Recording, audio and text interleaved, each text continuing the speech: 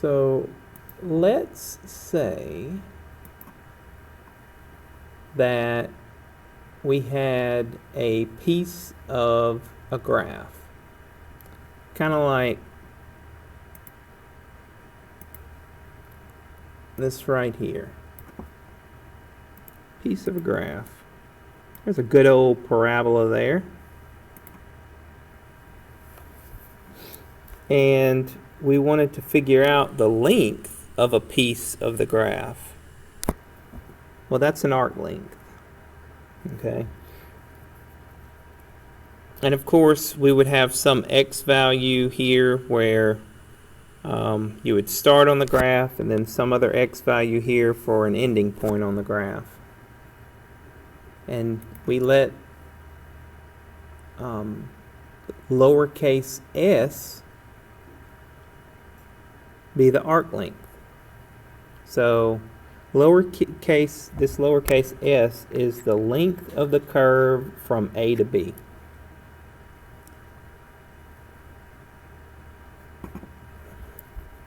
Alright. And the formula is actually not that bad. It's the integral that can be bad.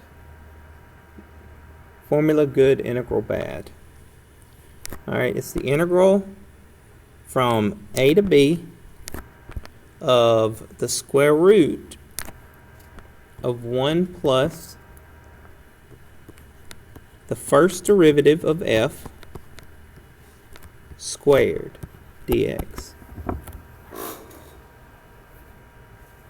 And then of course that's if we have y equals x. If we have x equals y, the only thing that changes really is the integral, the boundaries would be from c to d instead of a to b. So it'd be y boundaries instead of x boundaries. And setting up the problem, again, is not hard at all. It's actually being able to do the integral that's tough.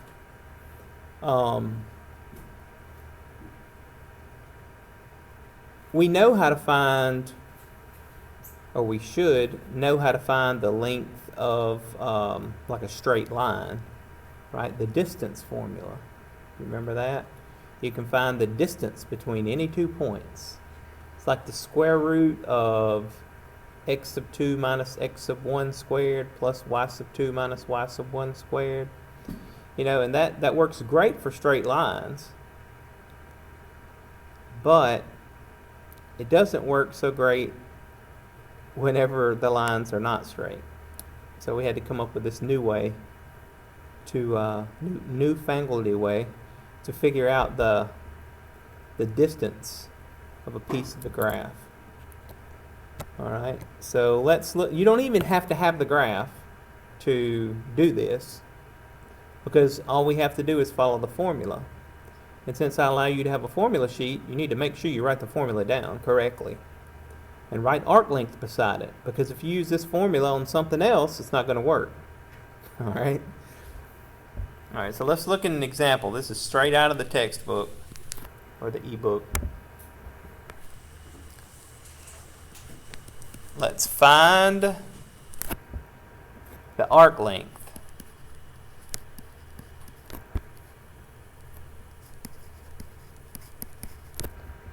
of y equals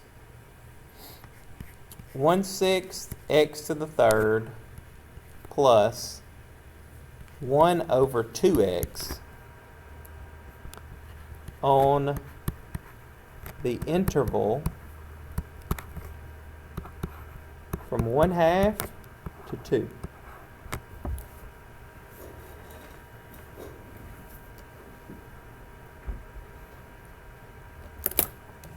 Alright, again, you do not have to have the graph to work this. I'm going to show you a picture of the graph though, just so that you can see what we're actually finding.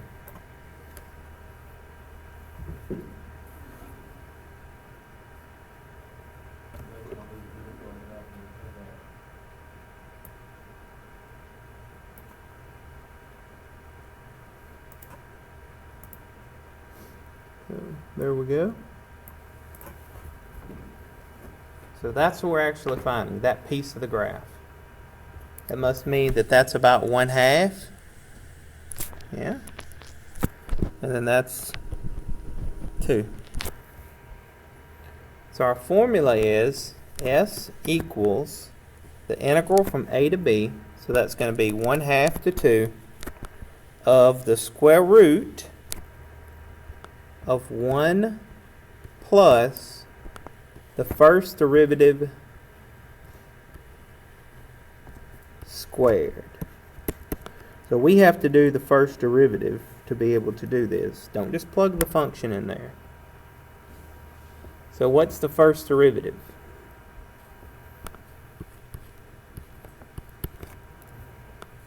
So that's going to be 1/2 x squared.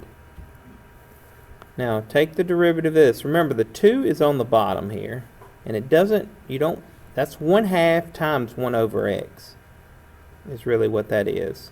So we're just taking the derivative of 1 over x. The derivative of 1 over x is not the integral. The derivative of 1 over x is negative 1 over x squared. Let me write that down. That's something good to remember because it's used a lot in calculus. If you ever take the derivative of 1 over x, it's always equal to negative 1 over x squared. That'll be one of those that I would probably commit to memory.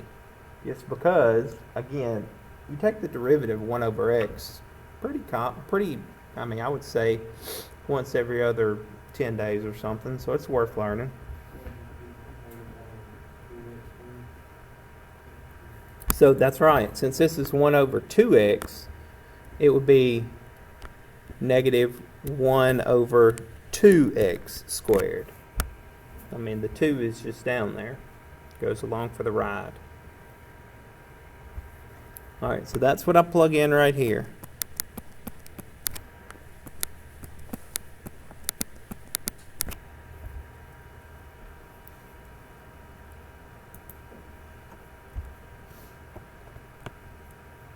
Alright.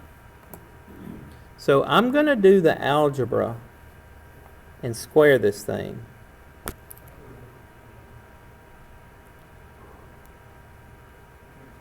Thought the radical took it off. Alright, if I didn't have this right here, the radical would take it off. Yeah. But I have 1 plus that. You can never take the square root of terms separately. That will never, ever, ever, never, ever, never, never, ever, ever, never, ever work. Okay? Don't do it.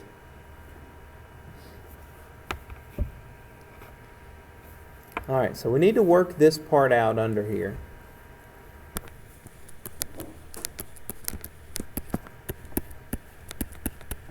So it's going to be this times itself.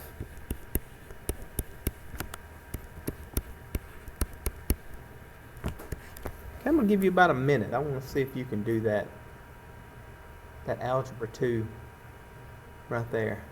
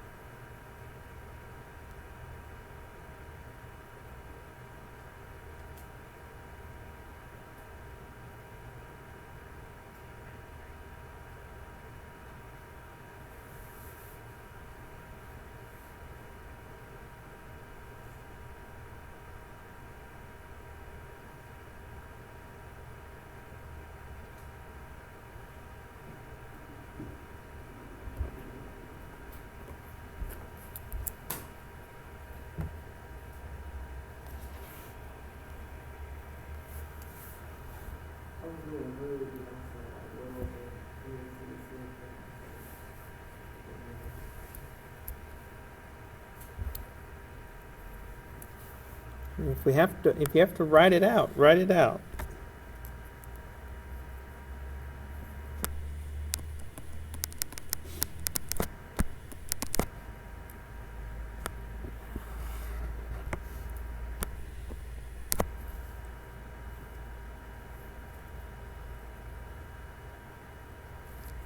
So I'll still have 1/2 times 1/2. But then you have an x squared in the top and an x squared in the bottom. So they're going to cancel out. Again, if you multiply x squared times this term, that puts an x squared in the numerator. X squared in the top and x squared in the bottom cancel out. And then we have to do the same thing here. Say 1/2 times 1/2, or negative 1/2 times positive 1/2. And then x squared over x squared cancels out.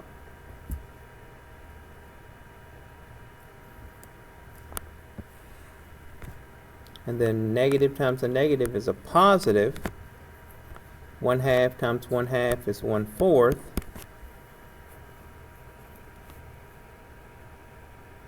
And then I have an x squared in the denominator and an x squared in the denominator. Multiply that and you get x to the 4th in the denominator.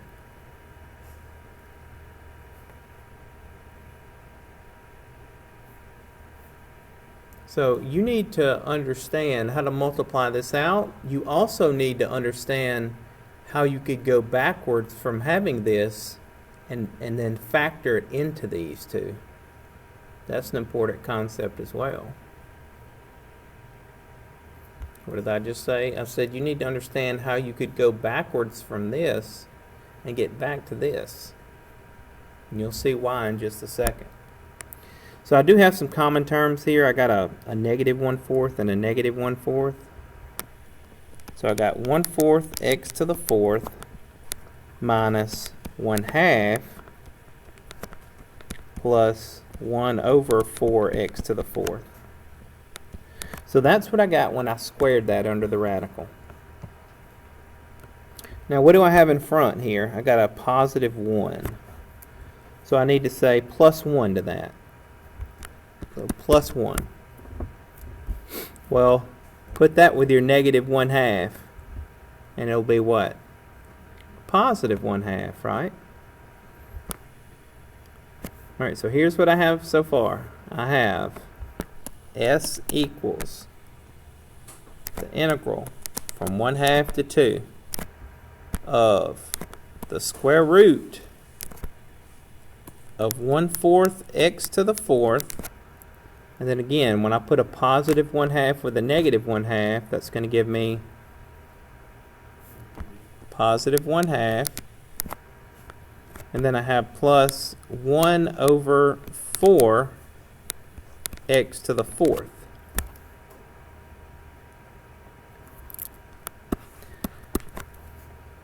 Do you see why that integral would be hard? Why would that integral be hard? You can't break it up into each individual term. You can't take the square root of this term and the square root of this term and the square root of this term. That doesn't work. You can't let everything under your radical be your u because your du is not present. So we can't, it's not a u substitution integral. So what you have to do is take that and factor it into a perfect square. Like look at what we had up here. If we can take look at what we had when we squared this, and look at the answer that we got. We got this answer right here, which with all this except plus 1. Now look what we have under the radical. We almost have the exact same thing, except we have a plus instead of a minus. Okay? So we can factor this, and it's almost exactly going to be the same as what we had up here. How will it factor? 1/2 x squared, 1/2 x squared, plus, and then 1/2x squared. 1/2x squared. Now, if you multiply that out, if you fold that out, you would get what we have under the radical. That's not a coincidence. This problem was made up in such a way that when you added 1 to it, that you could easily factor it. Even though this isn't a normal kind of factoring we would do, it changes into something that would factor and look like what we have squared here.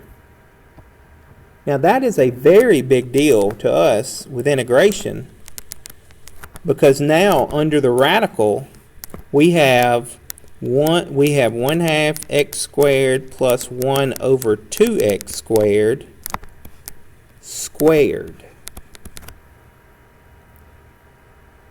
So now do you see why the factoring was so important? Because now what happens? The square root and the square cancel out, right? Because the square root means raising it to the 1/2 power. So you have something squared being raised to 1/2 power, so those cancel out, and you're left with the integral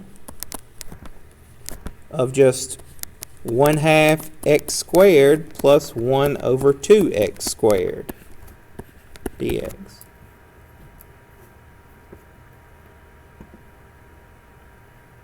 So far, I have not done any calculus. All I've done is kind of tricky algebra.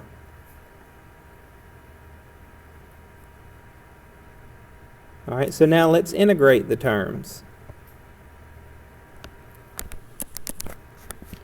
All right, so integrate the first term. That's going to be x cubed over what? If you have a 2 down there, you multiply it times 3. It's going to be 6. Now, just like I told you, it's important for you to remember the derivative of 1 over x. It's probably, I would say, equally important for you to remember the integral of 1 over x squared. Because that has to be negative 1 over x, right? Because you're doing the integral here. Now, I don't care if you don't remember it or not, but you just need to know how to integrate that. You have to bring the power to the top, and you have to add 1 and divide by the new power. That's fine. But you get negative 1 over 2x when you integrate that. But I always tell my students at about this time in calculus to remember the derivative of 1 over x, or remember the derivative of 1 over x squared, because in the future that will save you a little headache where you won't have to actually work it out every time.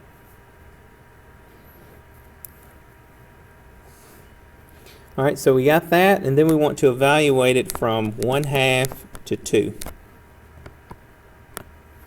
So let's plug in a 2. So 2 to the 3rd power is 8. So that's 8 over 6 minus, plug in a 2 here. This will be 1 over 4 minus, don't let me lose you right here. What's 1/2 to the 3rd power is 1 over 8, but then you have a 1/6. So an 1/8 and a 1/6, that's 1/48.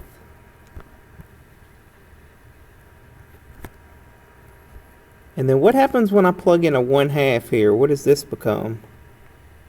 2 times 1/2. That becomes a 1. 1 divided by 1 is 1. So it's just minus 1.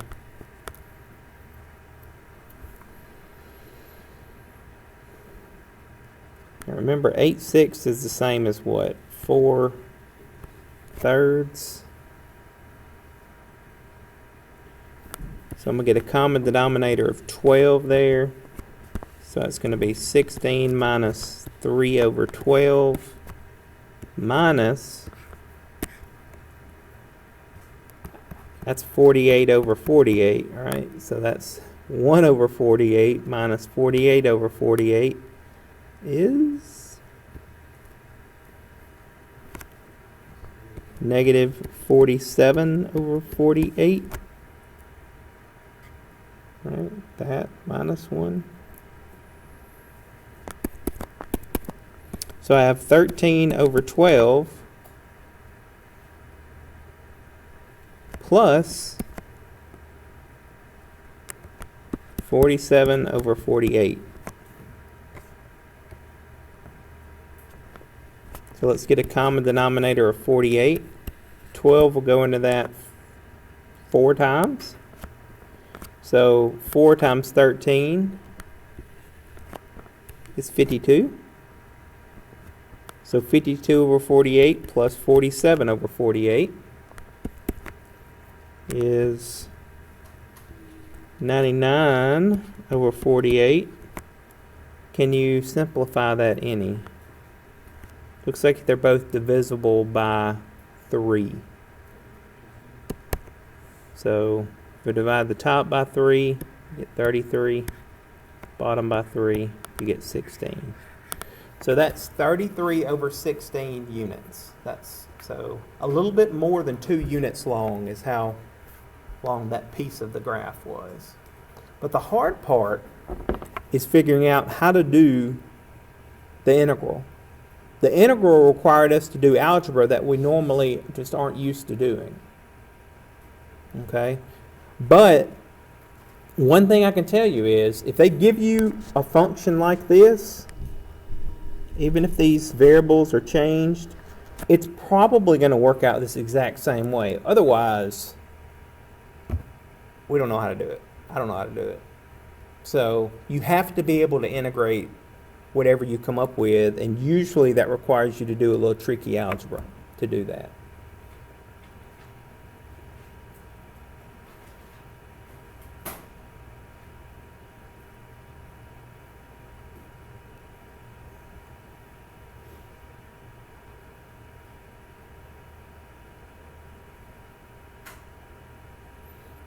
All right, let's do this problem. I actually like this problem. I mean, I don't think I have one exactly like this on the test, but I just like the problem because how pretty the integral works out. Beauty's in the eye of the beholder, though, I guess. And I'll show you the graph, but you don't need the graph. Okay?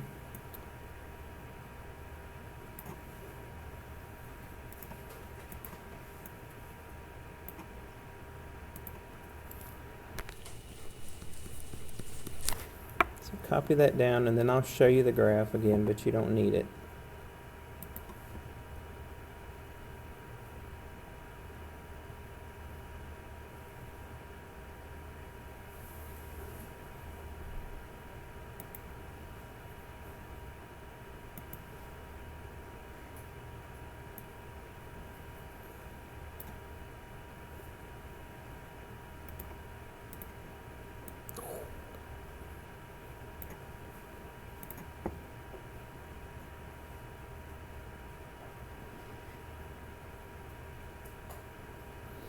So if you've ever wondered what the graph of the natural log of cosine of x looks like, that's what it looks like. All right. So we're finding the arc length. So we're finding the arc length from 0 to pi over 4. Right? If that's pi over 2, halfway in between 0 and pi over 2 is pi over 4. So we're just finding this little piece of the graph right here.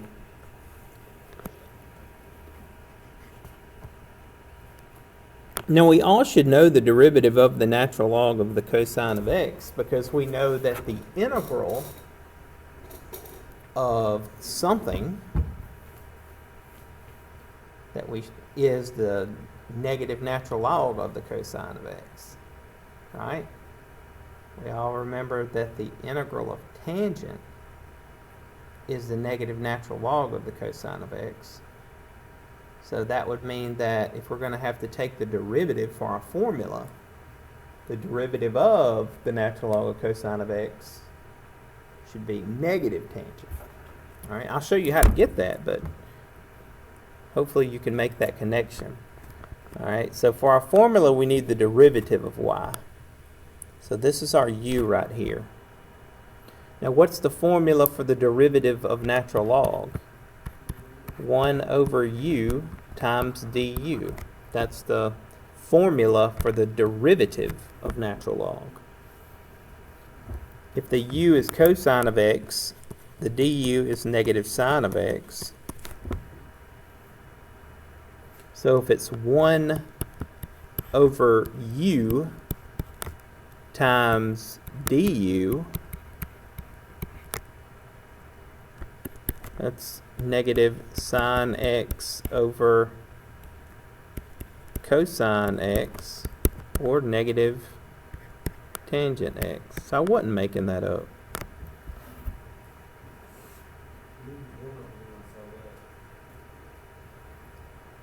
So we should remember that the integral of tangent is negative natural log of cosine.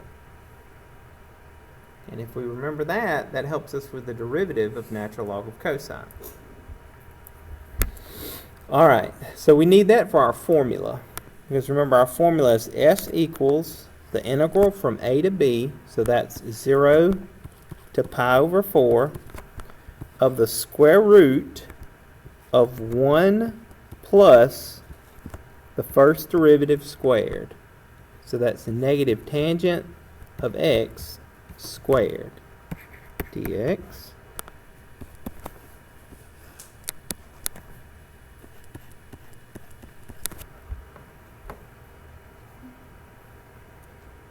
Alright, so what is negative tangent of x squared equal to?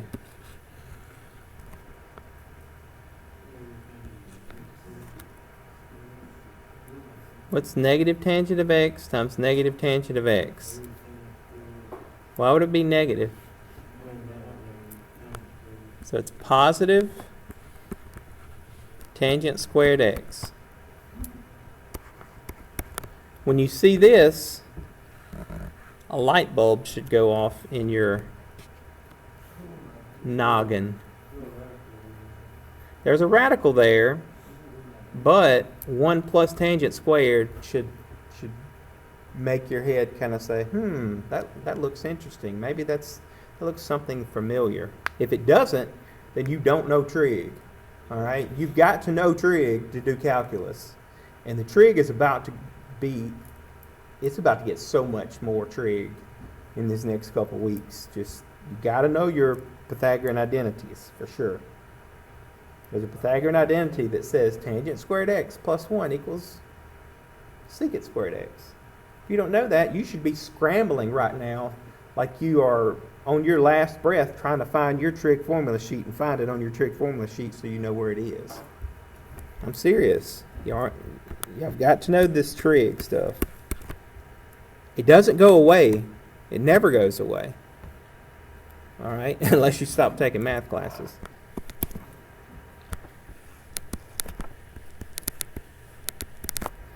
So I'm going to have the square root of secant squared x.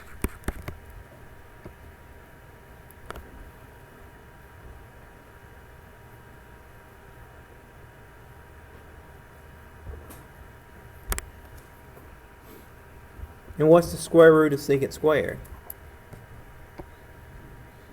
Secant. Right? It's just one term. It's being squared, and you're taking the square root of it.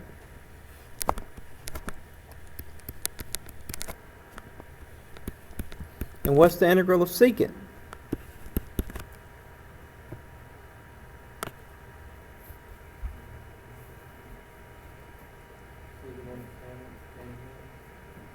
Man, I need to be like Negan and bring my bat out in here. You gotta know these integrals. Natural log, absolute value, secant x plus tangent x.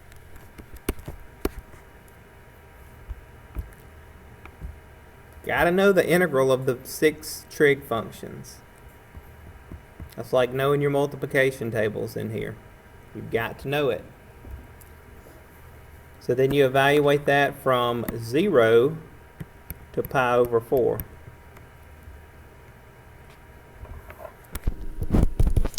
So natural log absolute value of secant of pi over 4 plus tangent of pi over 4 minus natural log absolute value secant of 0 plus tangent of 0.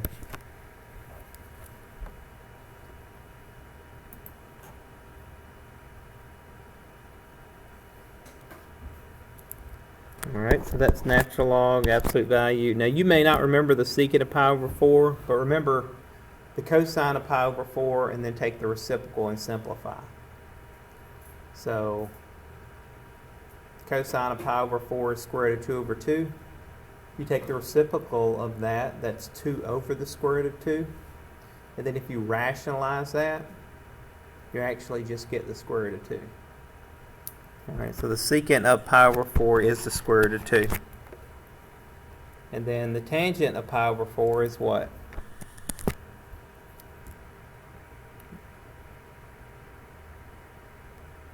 The tangent of pi over 4 is what? If we need to start having quizzes on these without formula sheets, we will. It's 1. I mean, y'all are like, this is something that you learn back the first time you see trig, algebra, like geometry maybe. Even if that was the last math you took in high school. Alright, minus natural log absolute value, secant of 0 is 1.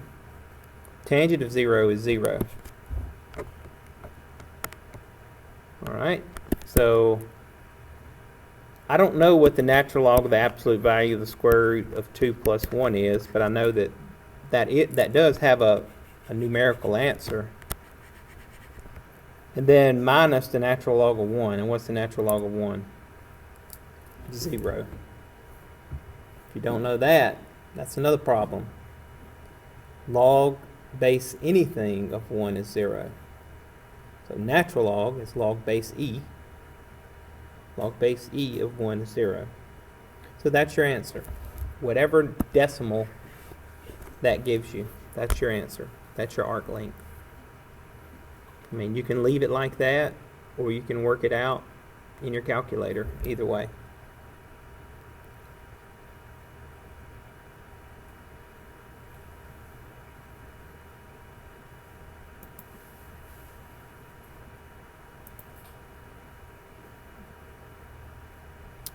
Alright, let's work one more arc length problem, and then we'll look at surface area.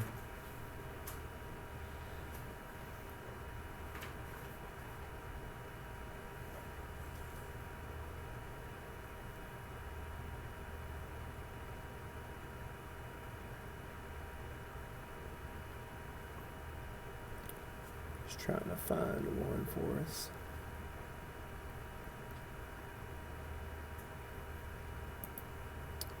Go to the back of the section though.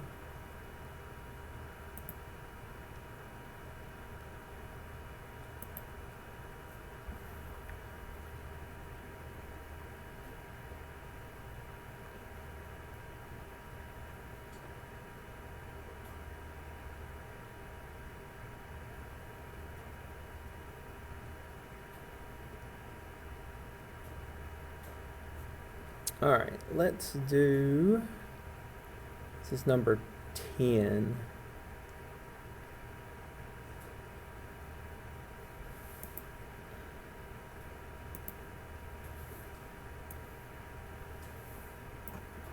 Even gives us the graph. You know, again, you don't need to have the graph on these. You just plug them into the formula. The directions are find the arc length. Alright, so let's find the derivative here. What would that be? You're going to have 3/2 times 2. So that's 3 x to the what? 1/2. Taking the derivative. Subtract 1. Does everybody understand how I got that? Okay. So arc length equals the integral. Now, I might have to use the picture. It didn't give me the boundaries. I guess we did really have to have the picture if it doesn't give us the boundaries. I don't know why it didn't give us the boundaries, but it didn't. And we're going to have to guesstimate. Let's see. I guess that's 9. I'm just trying to... Wait, let's see. Yeah, because 9 would be the square root. That would be 3 cubed. 27 times 2 is 54 plus 3 is 57. Does that look about like 57? It should have given you that. It should have said 0 to 9. I'm not going to make you have to figure that out from a graph. Alright, so it's the integral from 0 to 9 of the square root of 1 plus the first derivative squared. So what do you get when you take the first derivative and square it? What's 3x to the 1/2 times 3x to the 1/2? 9x. Now this is okay. I like this integral because it's a u substitution integral, right? Because if I let u equal 1 plus 9x, my du is equal to what? 9. And I have a constant. I mean, I can always adjust for a constant. So I bring out a 1/9. This is 1/9 times the integral from 0 to 9 of, when I plug the u back in, what does it become? U to the 1/2. Right? I can do that integral because the du is present, or the du didn't have a variable. So that's going to be, add 1 to the power, it becomes 3/2. So it's 1/9 times 2/3. Wait, I just integrated, so drop the integral sign. And then it's everything to the what power? 3/2. So what was my u? 1 plus 9x. Let's evaluate that from 0 to 9.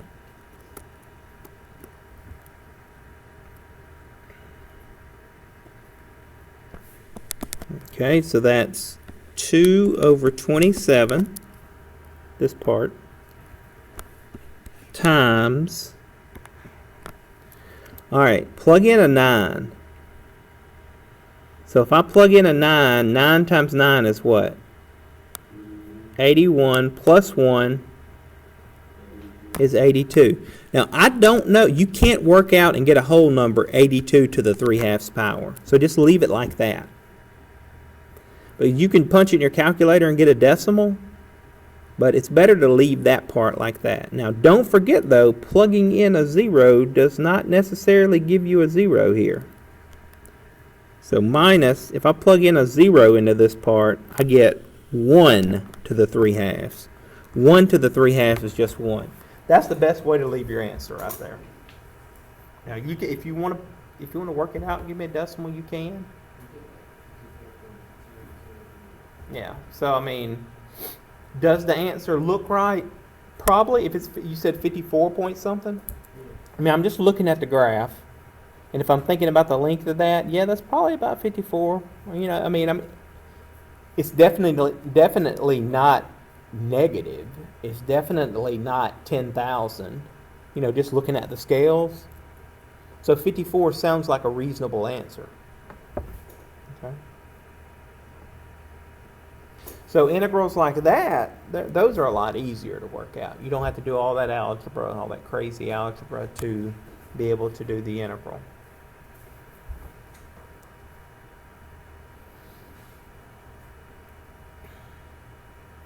I will tell you that number 12, you do have to use some crazy algebra to be able to do the integral. I can go through it really quick just to show you in case you have one like this on your homework or your test. kind of algebra that you have to use. And then we'll do surface area. And surface area, the way that those problems set up, usually they're the easy problems. They're a lot easier than arc length. Okay?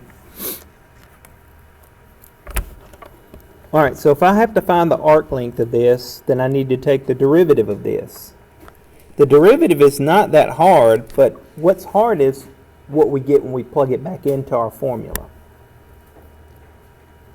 So what is the derivative of this? If you can't take the derivative of this function, of course, you can't work out the problem. But when you say 3/2 times 2/3, that's going to be what?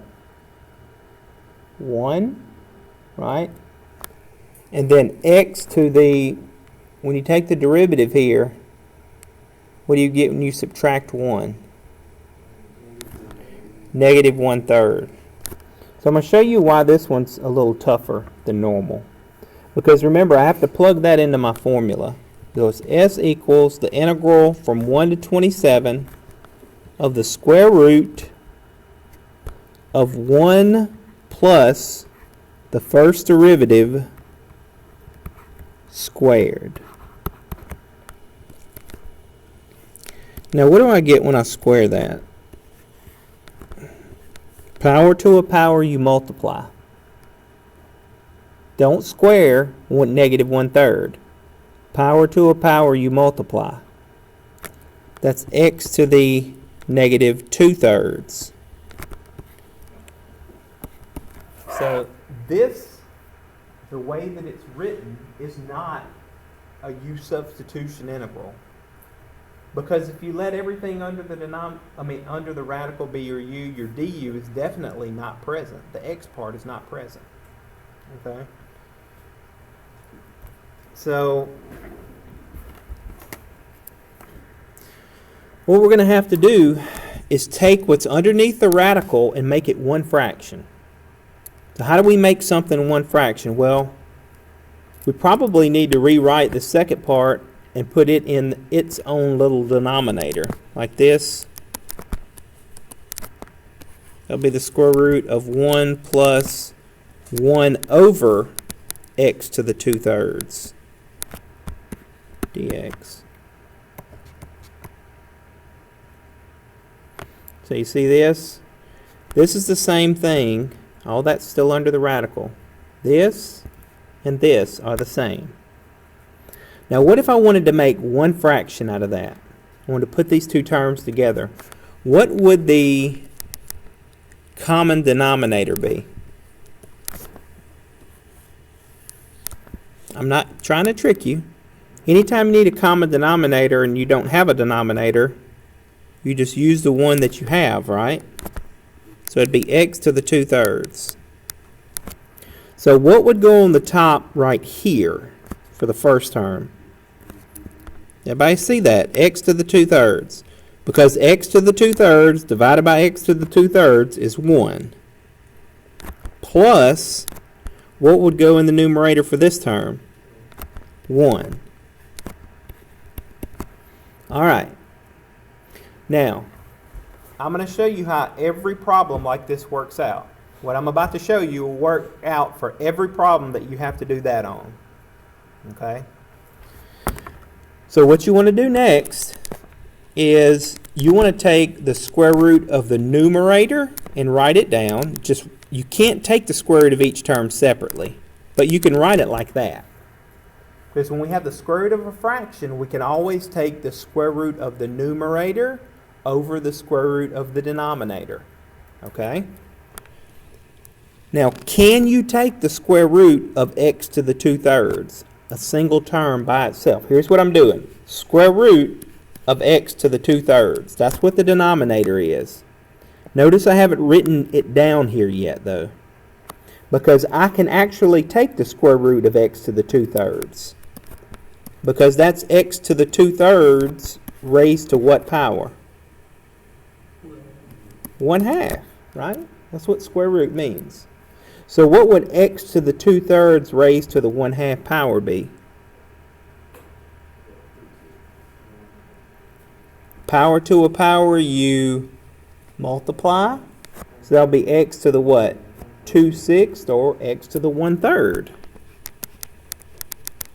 Now that's a very big deal in this problem. Can anybody tell me why that's a very big deal?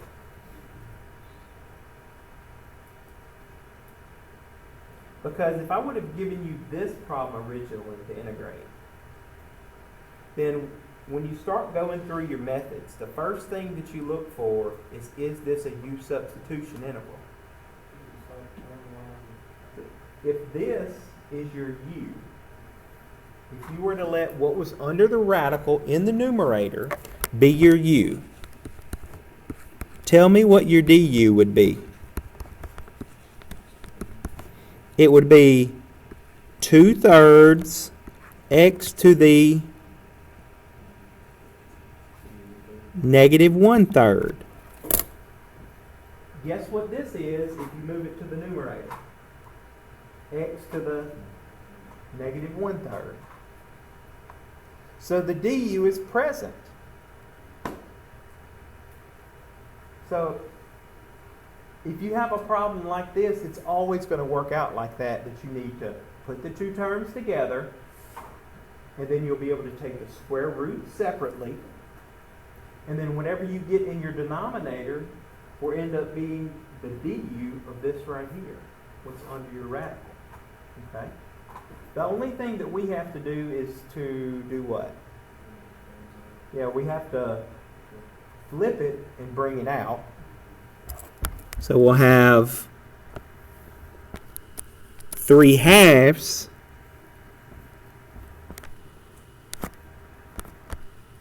times the integral 1 to 27 of. Now how does this rewrite? U to the 1/2. Where'd everything else go?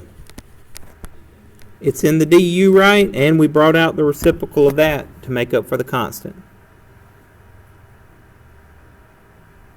All right. So now let's integrate u to the 1/2. What's that going to be?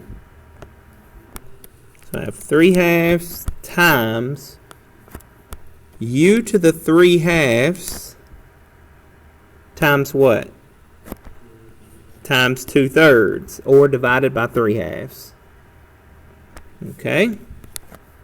So what do we get when we do that? Just u to the 3/2. Now, we have to remember to plug our u back in. Because here's what I've done before. I've worked it down to that part, and then I say the integral from 1 to 27, and I plug in 27, plug in 1, and I get it wrong. Okay, so got to plug the u back in, so that's going to be x to the 2/3 plus 1, and then and I've done this before. I've made this mistake. What did I forget to do? Put the 3/2 on the outside. So you got to remember when you plug your u back in, even though there's a fraction in there, my brain said, oh, I took care of the fraction part. But you don't. You got to put that power down there. So now, if you plug in a 27, what's the cube root of 27? 3. 3 squared. 9. 9 plus 1. 10. So that's 10 to the 3/2 minus, plug in a 1. 1 to any power is 1, except possibly infinity. All right, so that's 1 plus 1, 2. So that's 2 to the 3/2. No, it's not. Math don't work like that. That's some kind of decimal, but that's your answer.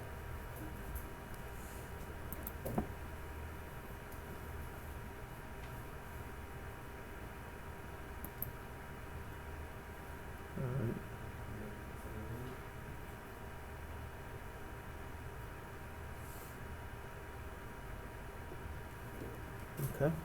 I don't even know what it is because I didn't even plug it in. I'm fine with you leaving your answer like that, just because.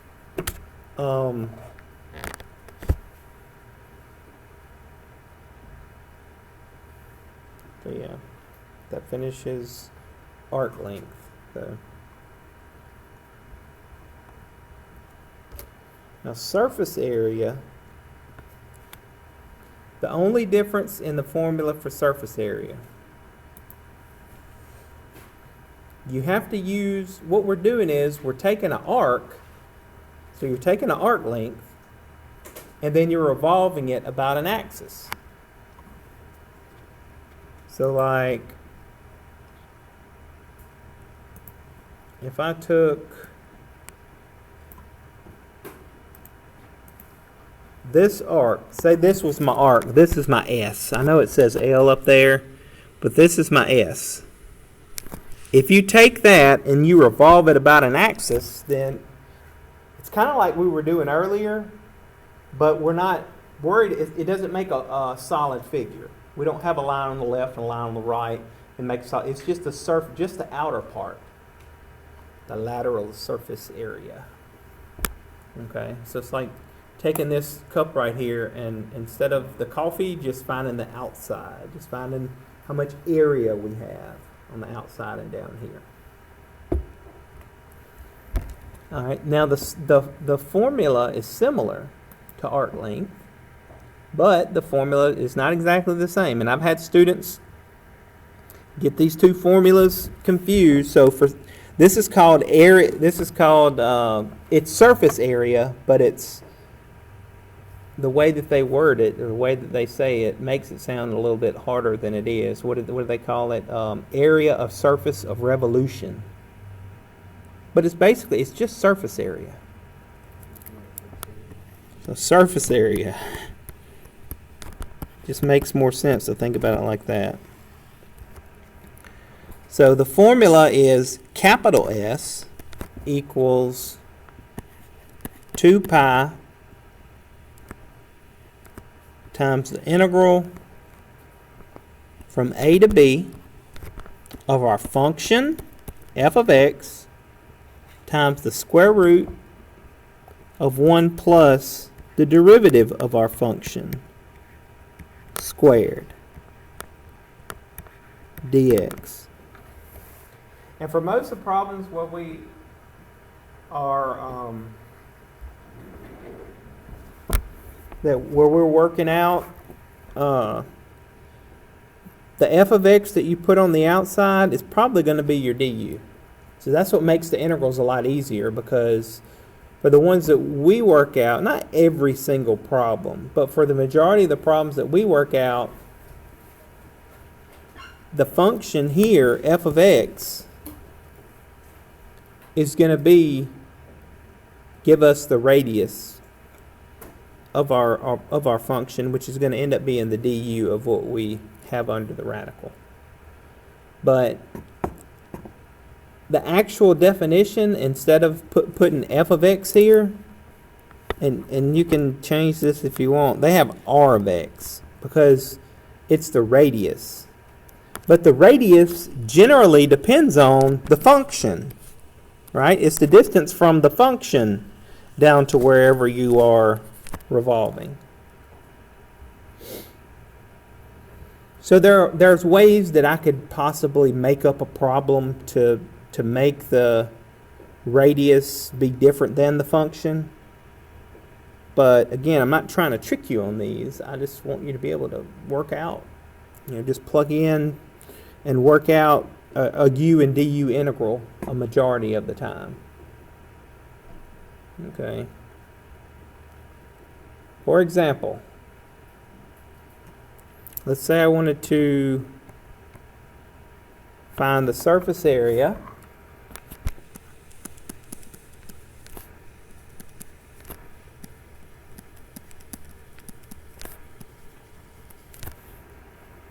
formed by revolving f of x equals x cubed on the interval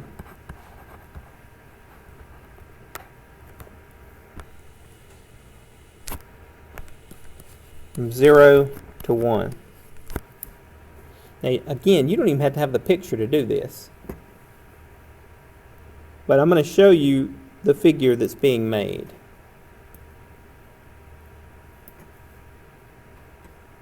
So here's what we're actually doing. Is we're taking this line right here, this piece of the line, from x equals 0 to x, that's really, it's x equals 1, it's just kind of turned on its side a little bit, so you can see that it's three-dimensional. And we're finding that surface area, the area on the outside. And notice that the radius is just the function. Okay? So let's find our first derivative. What's our first derivative? 3x squared. Now let's set up our problem. We just got to make sure we use this formula right here for surface area. Don't use the arc length formula. So we have 2 pi, the surface area, 2 pi times the integral from 0 to 1 of, what's my function? X cubed times the square root of 1 plus 3x squared squared. That's 2 pi times the integral from 0 to 1 of x cubed times the square root. Now don't do like some people and say 3x squared times 3x squared is 3x to the 4th, because it's not, right? You got to say the 3 times itself too.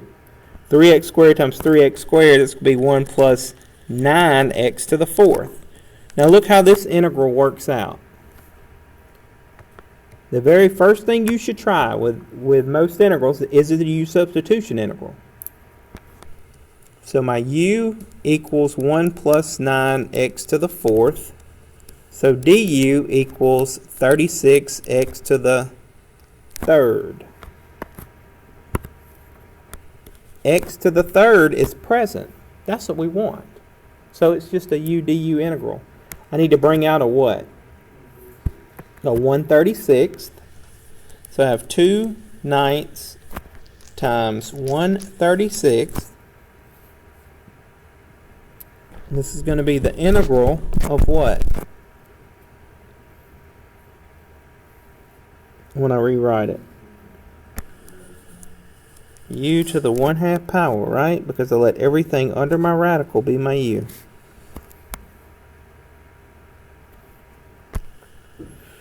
Alright, so that's going to be pi over 9. Now what am I going to have to do? Add 1 to the power, divide by the new power. So that's times 2/3. And that's u to the 3/2. Evaluated from 0 to 1.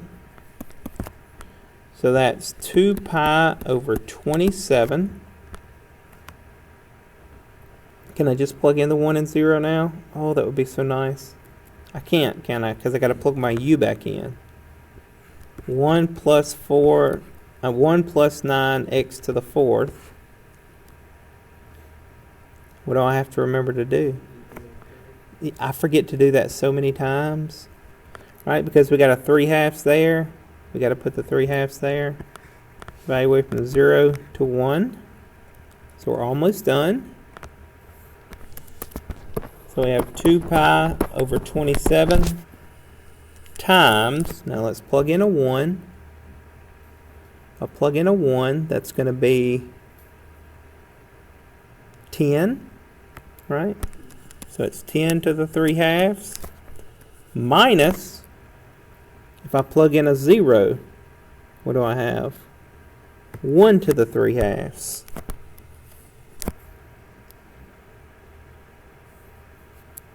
Alright, and that gives you a decimal.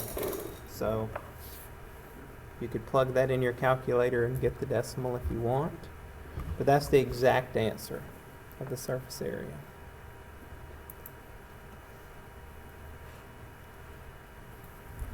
Your book says it's around 3.563.